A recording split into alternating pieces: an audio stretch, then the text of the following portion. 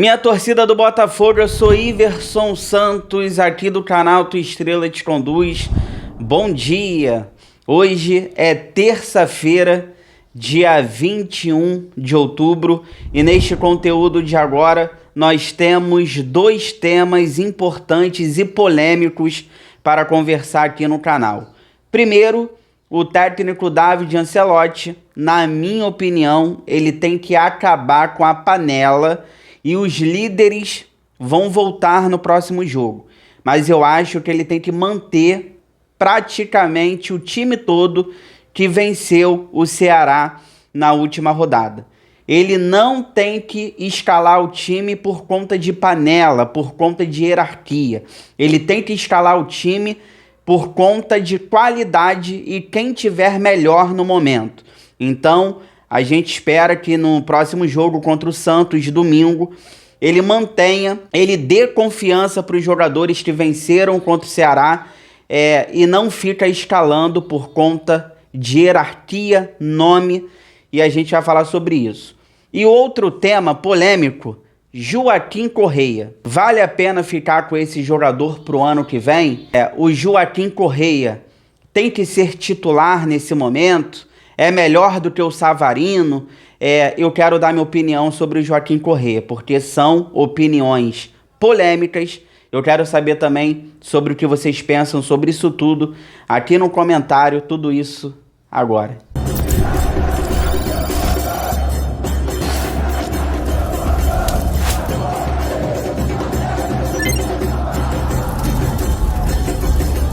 Mas antes eu vou pedir para vocês aquela moral, é de graça, não custa nada, inscreva-se no canal, deixe seu like, ative aí o sino para receber todas as notificações e não perder nada que acontece no Botafogo. Olha, eu abro falando sobre Joaquim Correia, o meia argentino, jogador que veio da Europa, da Internazionale de Milão, jogador de seleção argentina. Na última Copa do Mundo, ele era para ter sido convocado no lugar do Almada, mas ele acabou se machucando. A gente sempre conta isso aqui, né? O Almada acabou sendo convocado porque o Joaquim Correia acabou sendo ali, teve uma lesão e o Almada foi no lugar dele para a última Copa do Mundo. A primeira pergunta que eu faço para vocês aqui é o seguinte: vale a pena ficar mais um ano com o Joaquim Correia? Vale a pena ficar com ele pro ano que vem? Primeiro a gente tem que ver a questão de contrato, como é que tá a questão do contrato dele, se ele vai bater metas, ou se o contrato já é pro ano que vem. Isso tudo a gente tem que ver para poder analisar e saber se ele vai ficar o ano que vem ou não, porque se ele tiver contrato e se ele quiser ficar, o Botafogo não tem o que fazer e ele vai ficar. Mas assim, eu respondendo a pergunta, a minha opinião, primeiro, depende. Por quê? Vai ter investimento ano que vem? Se o Joaquim Correia sair, vai trazer alguém melhor do que ele? Depende muito da questão do salário também. O salário dele é muito alto? Vale a pena ficar com um jogador que tem um salário muito alto para o ano que vem? Vai trazer alguém mais dinâmico, intenso? Então essas perguntas a gente tem que fazer para as pessoas de dentro do Botafogo, porque se for para trazer alguém melhor, mais barato, mais dinâmico, mais intenso, que vai entregar mais talvez dentro de campo, tudo bem. Agora, se for para não trazer ninguém, ou pior do que ele, talvez eu manteria o Joaquim Correia para o ano que vem. Ele é um jogador experiente, ele tem 31 anos de idade, 1,88 m de altura, e as opiniões que eu vou dar sobre ele, elas são polêmicas. Por quê? Se a gente pegar aqui os números, são 20 jogos até aqui, nenhum gol e nenhuma assistência. Tudo bem, o salário dele é um pouco alto, ele já teve chances, já começou jogando como titular, entra em jogos, poderia ser melhor os números, né? Você tem 20 jogos, nenhum gol e nenhuma assistência, realmente a torcida tá no direito de cobrar. Só que eu vou falar aqui, são coisas controversas. Por quê? Se a gente pegar o Botafogo ano passado, campeão brasileiro, campeão da Libertadores, se o Joaquim Correia tivesse naquele elenco, eu acho que a maioria dos torcedores do Botafogo, assim como eu, iria falar o seguinte: ele é um bom substituto do Almada. Ele é um bom reserva do Almada. Porque o Joaquim Correia, ele é o jogador que faz o time acalmar. Ele vem aqui atrás buscar a bola. O Savarino não faz isso. Então, se o Joaquim Correia tivesse no elenco do ano passado, eu tenho certeza que a gente ia vir aqui e falar, olha, ele é um bom substituto do Almada. Ele faz o time acalmar, ele vem buscar a bola aqui atrás. Então, eu tenho certeza que o debate seria outro. Ele não tem nenhum gol, ele não tem nenhuma assistência, como eu falei. Eu vejo muitos torcedores reclamando, ele não dá carrinho. O Savarino também não dá. O Savarino não dá carrinho. Hoje, pra mim, o Tuco Correia é titular no meio-campo do Botafogo. Hoje, ele tá rendendo mais do que o Savarino. O problema é que grande parte da torcida do Botafogo já decidiu que ele não pode se recuperar e passar a jogar bola com a nossa camisa. Grande parte da torcida do Botafogo já decretou que o Joaquim Correia não presta. Então esse que é o problema. Eu vejo o futebol de uma maneira diferente. Para mim, futebol não é só correr o tempo todo. Para mim, intensidade é você fechar os espaços, é você agredir o adversário. Isso para mim é intensidade. Você tem intensidade quando você consegue fechar bem os espaços. Para mim, intensidade é você agredir o adversário. Não é você ficar correndo. O futebol não é só correr por correr, você vai correr errado. Aí não dá. Então eu vejo um futebol um pouco diferente.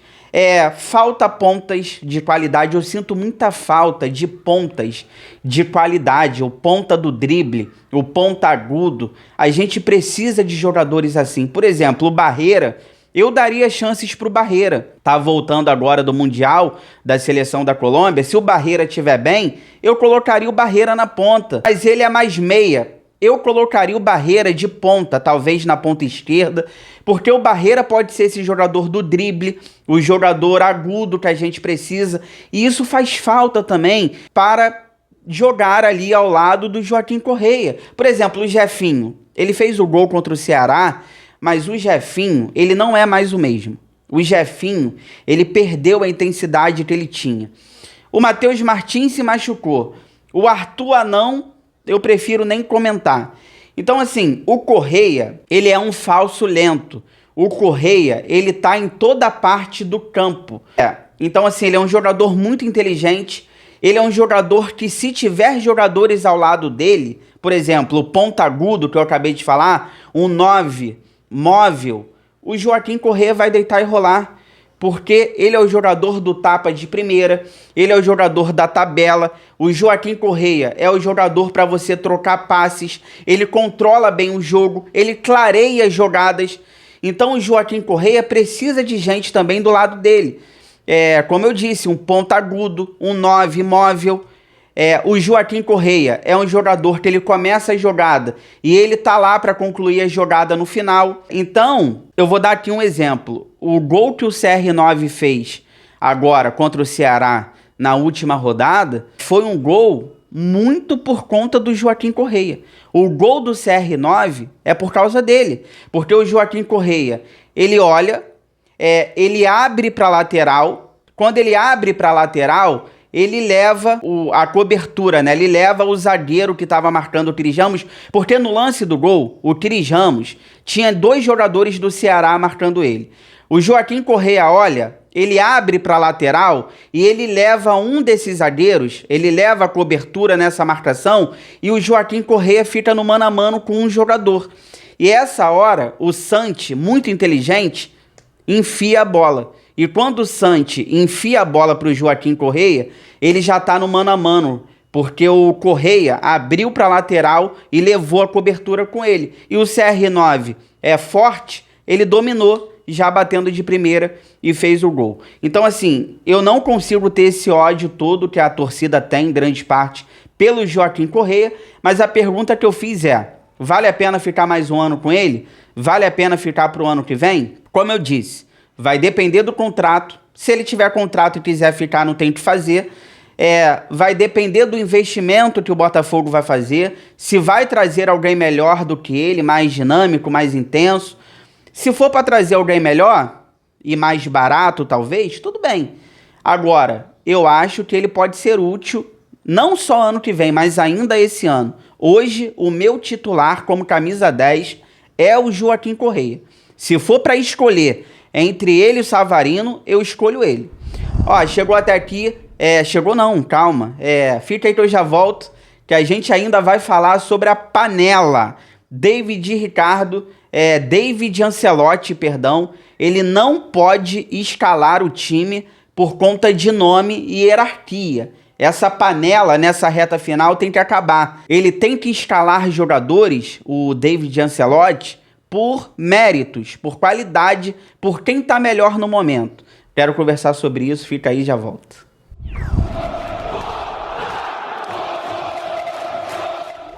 Ó, tô voltando aqui pra gente finalizar, mas antes eu vou pedir pra vocês aquela moral, compartilha esse vídeo nos grupos do WhatsApp, cheio de botafoguenses que vocês participam, pra gente continuar crescendo cada vez mais contra a ajuda de vocês.